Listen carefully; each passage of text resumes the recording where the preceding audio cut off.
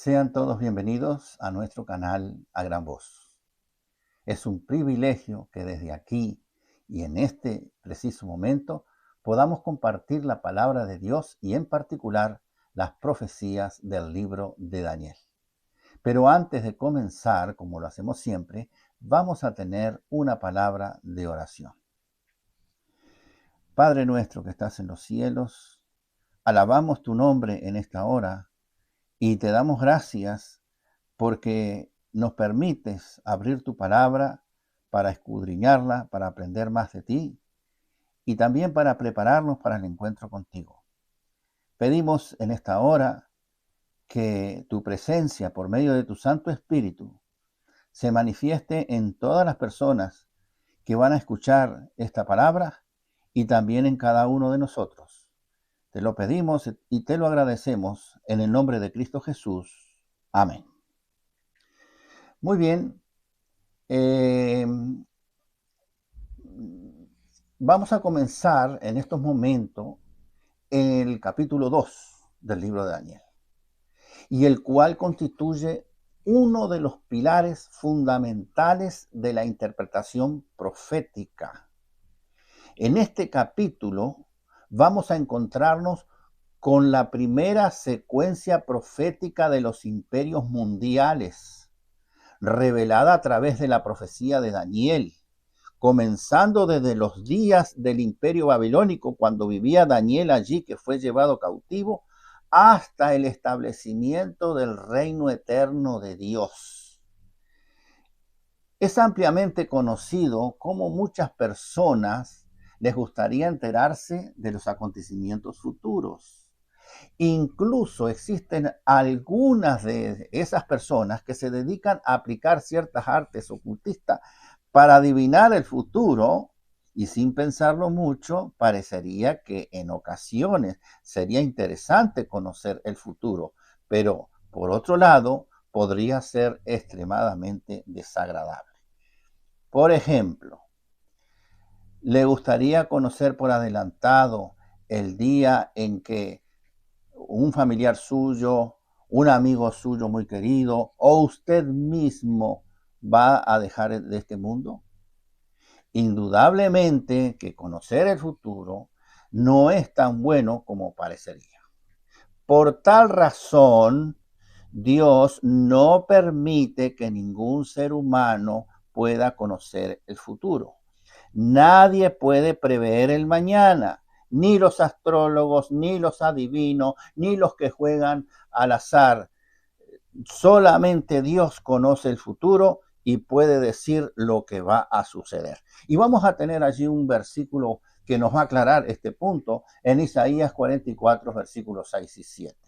Y dice el Señor: sí, dice Yahvé, Rey de Israel y su Redentor, Yahvé de los ejércitos: yo soy el primero y yo soy el postrero, y fuera de mí no hay Dios. ¿Quién proclamará lo venidero, lo declarará y lo pondrá en orden delante de mí? Como hago yo desde que establecí el pueblo antiguo, anúncieles lo que viene y lo que está por venir. Tal como lo confirma este texto, solo Dios es quien puede revelar el futuro. Por lo tanto, en el estudio que estamos iniciando hoy, descubriremos cómo Dios reveló a través de un sueño el futuro de la humanidad. Antes de comenzar con la lectura y análisis del primer versículo del capítulo 2 del libro de Daniel, hablemos un poco acerca del contexto histórico de Daniel. Daniel se encontraba en Babilonia junto con sus tres amigos jóvenes y otros judíos que habían sido llevados cautivos desde Jerusalén. Nabucodonosor era el rey del imperio más poderoso del mundo, y en el capítulo 12 se sitúa más o menos aproximadamente en el segundo año del reinado del rey Nabucodonosor, allá por el año 603 a.C. Daniel y sus tres compañeros ya habían terminado el periodo inicial de educación en el arte de aprender todas las ciencias y las artes de los caldeos y para trabajar en la corte de Babilonia. El imperio mundial de la ciencia, de la astrología, de la magia, de la sabiduría humana. Todo eso constituía Babilonia. Sin embargo, como analizaremos a continuación, es precisamente allí donde Dios demostrará la superioridad de la sabiduría sobre la sabiduría de los hombres, es decir, la sabiduría de Dios sobre la sabiduría de los hombres. El Señor revela a Nabucodonosor la secuencia profética de la historia mundial por medio de un sueño que perturbó al rey en gran manera. Cabe mencionar que los babilonios consideraban como algo de gran importancia sus sueños. Pensaban que sus sueños eran revelaciones de sus dioses y buscaban descubrir la verdadera interpretación.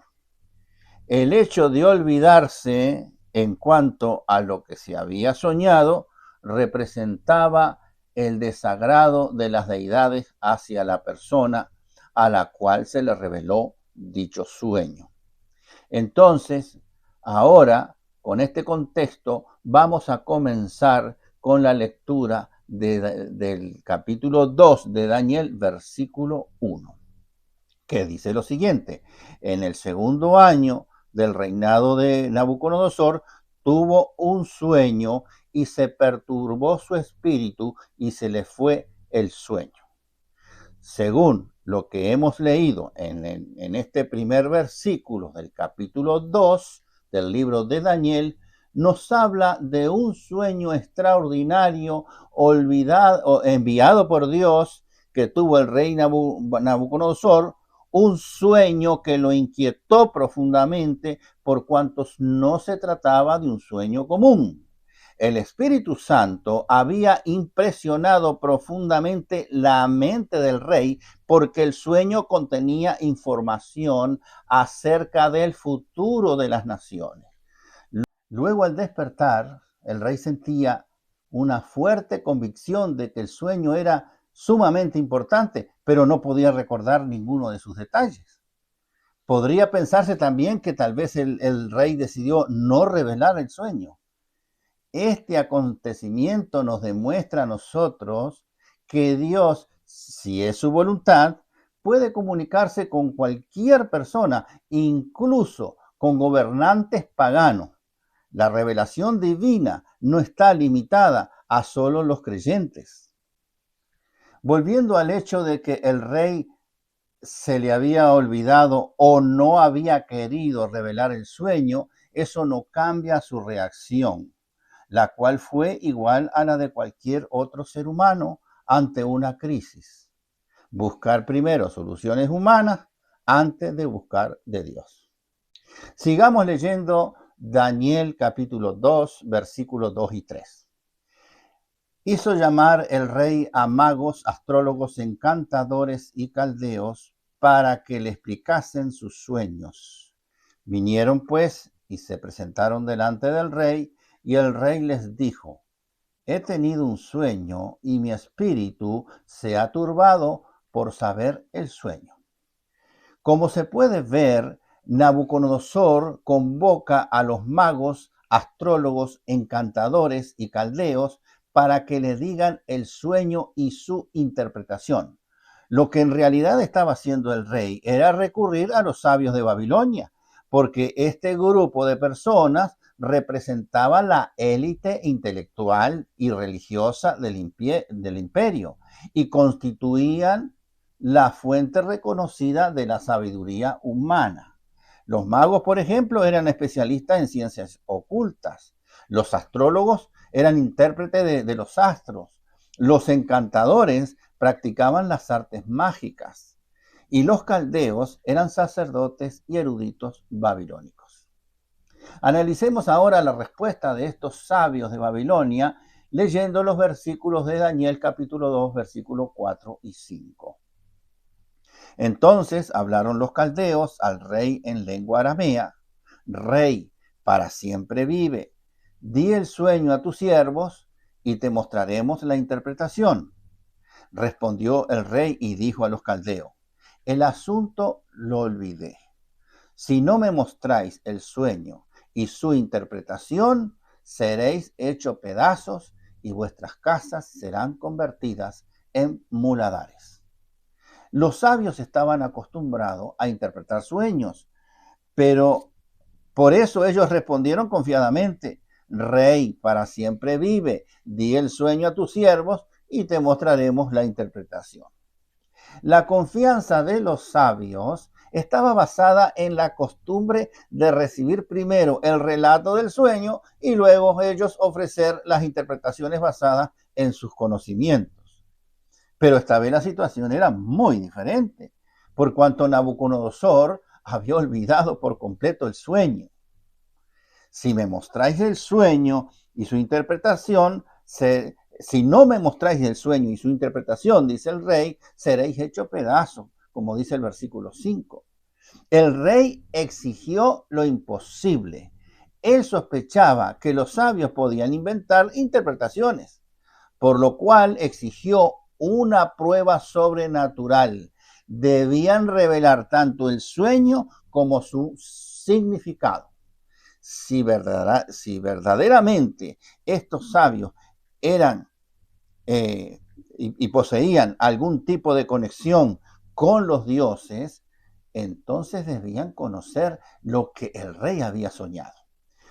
Toda Babilonia confió siempre en estos hombres. Sin embargo, cuando llegó el momento de una prueba bastante difícil, una prueba decisiva, demostraron su impotencia. Dios permitió esta crisis con el fin de poner en evidencia la falsedad de la supuesta sabiduría pagana para desenmascarar la falsedad del ocultismo. Antes de revelar el contenido del sueño, en las Escrituras se presenta una crisis que demuestra dos verdades fundamentales. Primero, que la sabiduría humana es incapaz de comprender los misterios de Dios. Segundo, que el Señor, nuestro Dios, posee absoluto poder y soberanía sobre los reyes, las naciones y la historia. Por medio de este relato, nosotros podemos constatar que Dios no solo dirige, sino que controla los acontecimientos mundiales y prepara el escenario, en este caso, para revelar las grandes profecías que abarcan toda la historia humana. Regresando a la orden del rey, en cuanto a ejecutar a todos los sabios de Babilonia, ante la incapacidad de ellos para revelarles lo soñado, leamos los versículos que siguen. Dice el rey allí en Daniel capítulo 2, versículos del 6 al 9. Si me mostráis el sueño y su interpretación, recibiréis de mí dones y favores y gran honra. Decidme pues el sueño y su interpretación. Respondiendo por segunda vez le dijeron estos magos: diga el rey el sueño a sus siervos y le mostraremos la interpretación. El rey respondió y dijo: yo conozco ciertamente que vosotros ponéis dilaciones, porque veis que el asunto se me ha ido. Si no me mostráis el sueño, una sola sentencia hay para vosotros. Ciertamente preparáis respuestas mentirosas y perversas para qué decir delante de mí, entre tanto que pasa el tiempo. Decidme pues el sueño para que yo sepa que me podéis dar su interpretación. Nuevamente Nabucodonosor exige a los sabios que le digan el sueño, lo que él soñó, y además que le diga el significado, es decir, que lo interpreten, que den la interpretación del sueño. pero los sabios vuelven a solicitar que primero el rey les declare el sueño, entonces ellos darían su respuesta. Sin embargo, nosotros podemos ver claramente que si el Señor, nuestro Dios, fue quien le reveló el sueño a Nabucodonosor, también hizo que se le olvidara. Y aquí hay un propósito. Y el propósito de Dios, según ya dijimos, era demostrarle a los sabios y también al propio rey de Babilonia que todas esas ciencias ocultas de los caldeos estaban basadas en mentiras disfrazadas de verdad. Por consiguiente, tratándose de que son mentiras, todo esto es originado por alguien, por una entidad que la Biblia en Juan 8, capítulo 44, le denomina y le llama el padre de la mentira. Entonces los sabios, en su defensa, argumentaron lo que está escrito en Daniel capítulo 2, versículos 10 y 11, que vamos a leer a continuación. Los caldeos respondieron delante del rey y dijeron: no hay hombre sobre la tierra que pueda declarar el asunto del rey. Además de esto, ningún rey, príncipe ni señor preguntó cosa semejante a ningún mago, ni astrólogo, ni caldeo, porque el asunto que el rey demanda es difícil y no hay quien lo pueda declarar al rey, salvo los dioses cuya morada no es con la carne. Vemos aquí que los sabios se encontraban en una situación muy delicada. El rey no recordaba el sueño, pero si ellos inventaban algún sueño, el rey podía recordar lo que soñó y entonces darse cuenta de que lo estaban engañando. Y para empeorar la situación, el rey había decretado que todos morirían si no lograban interpretar el sueño. Entonces, por primera vez, los sabios tuvieron que decir la verdad al expresar: no hay hombre sobre la tierra que pueda declarar el asunto del rey. Reconocieron que ningún ser humano podía revelar el sueño, que ningún rey había hecho semejante petición y que solo los dioses podrían hacerlo. Sin darse cuenta, estaban preparando el camino para que el verdadero Dios manifestara su poder. Cuando los sabios dijeron: no hay quien lo pueda declarar al rey, salvo los dioses cuya morada no es con la carne, refleja la teología pagana de Babilonia, según la cual los dioses permanecen distantes de los seres humanos. Por el contrario, el libro de Daniel muestra exactamente lo contrario, que el Dios verdadero, el Dios del cielo, el Dios en el cual nosotros creemos, sí interviene en los asuntos humanos. Y veamos entonces el contraste teológico que hay entre la religión babilónica y la verdadera religión. La religión babilónica enseñaba que sus dioses estaban lejanos, enseñaban de que de una revelación incierta y de una dependencia de la magia. En cambio, la fe bíblica enseña acerca de un Dios cercano, de un Dios verdadero, de una revelación segura y de una dependencia constante de la oración y la fe en ese Dios. Para el tiempo en que se presentó esta situación, Daniel y sus 3 amigos ya eran parte de la corte babilónica, por lo que la sentencia de muerte recaería también sobre ellos, porque el decreto de muerte había sido emitido para todos los sabios de Babilonia. Entonces, ante la imposibilidad de los sabios en cuanto a declarar e interpretar el sueño, leamos la reacción del rey en el texto de Daniel, capítulo 2, versículo 12. Por esto, el rey con ira y con gran enojo mandó que matasen a todos los sabios de Babilonia. Como se puede ver, la incapacidad de los sabios de Babilonia provocó una reacción violenta de parte del rey. Nabucodonosor era un monarca implacable. Su palabra era ley y efectivamente la sentencia de muerte afectaba a todos los sabios del reino, incluyendo a Daniel, Ananías, Misaías y Azarías.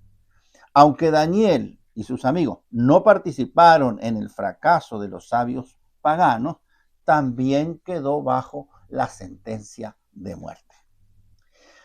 Esto nos enseña una verdad muy importante a nosotros, que los hijos de Dios a veces sufren las consecuencias de una crisis general que afecta a toda la sociedad. Muchas veces los fieles hijos de Dios pasan por pruebas difíciles, pero sin embargo, Dios sigue teniendo el control de todo, inclusive individualmente de nuestras vidas. Debemos siempre encomendarnos a Dios porque en Él nosotros debemos esperar, debemos confiar y buscarlo siempre a Él en oración.